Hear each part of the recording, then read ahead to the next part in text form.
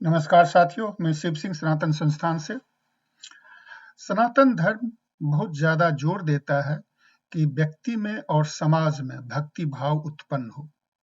आज हम इस प्रश्न का जवाब देना चाह रहे हैं कि सनातन समाज या सनातन ऋषि मुनि भक्ति के प्रति इतना ज्यादा रुझान क्यों है उनका?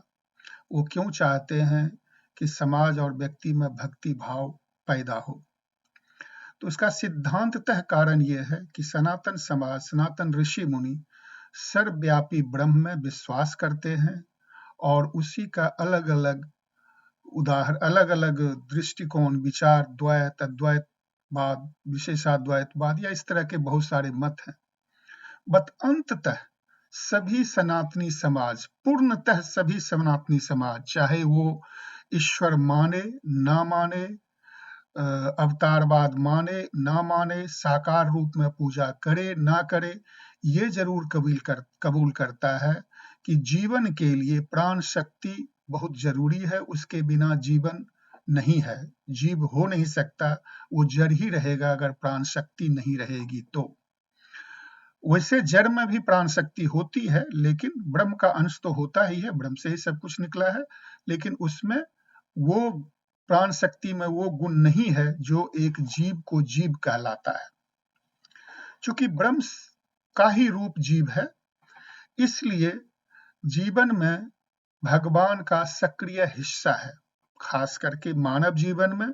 चूंकि मानव जीवन में धर्म की कल्पना आती है, केवल मानव जीवन ही धर्म मानता है और धर्म की जरूरत केवल मानव जीवन को है, मनुष्य को है, इसलिए उसमें भगवान का सक्रिय योगदान है। मानव जीवन में भगवान का सक्रिय योगदान है। सक्रिय योगदान का मतलब क्या हुआ?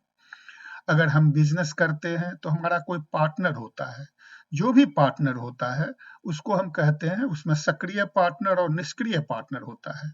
निष्क्रिय पार्टनर ऐसा हो सकता है कि आपको फाइनेंस दे दे और आप बिजनेस करें और उसको आप फाइनेंस के बदले कर्ज के दृष्टिकोण से मूलधन और सूद उसको दें। जैसे एक बैंक आपको बिजनेस के लिए लोन दिया, लेकिन वो निष्क्रिय योगदान है, उसका वो निष्क्रिय पार्टनर है।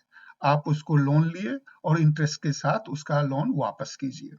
लेकिन आपका पार्टनर है जो आपके बिजनेस में सहभागी है, वो आपका सक्रिय पार्टनर है।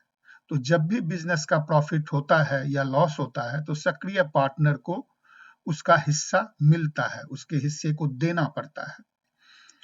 उसी तरह मानव के हर एक कमाई में या समय में भगवान का हिस्सा है और वो हिस्सा प्रायः आमतौर पर मनुष्य स्वभावतः ही दान के रूप में देता है। संसार में दान बहुत तरह के होते हैं और शास्त्र बहुत तरह दान के विवरण किए हैं।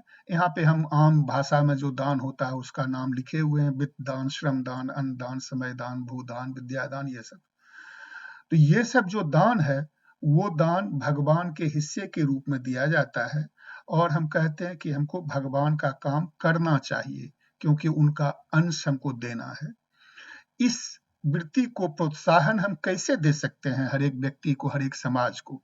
और उसका एक तरीका है कि हम प्रभु के प्रति समाज में और व्यक्ति में भाव पैदा करें। इसीलिए भक्ति भाव की बहुत आवश्यकता है और हमारे सनातन ऋषि मुनियों ने इस विचार पे काफी जोर दिया है कि मानव और उसके समाज में भक्ति भाव का होना बहुत जरूरी है। सभी को प्रणाम।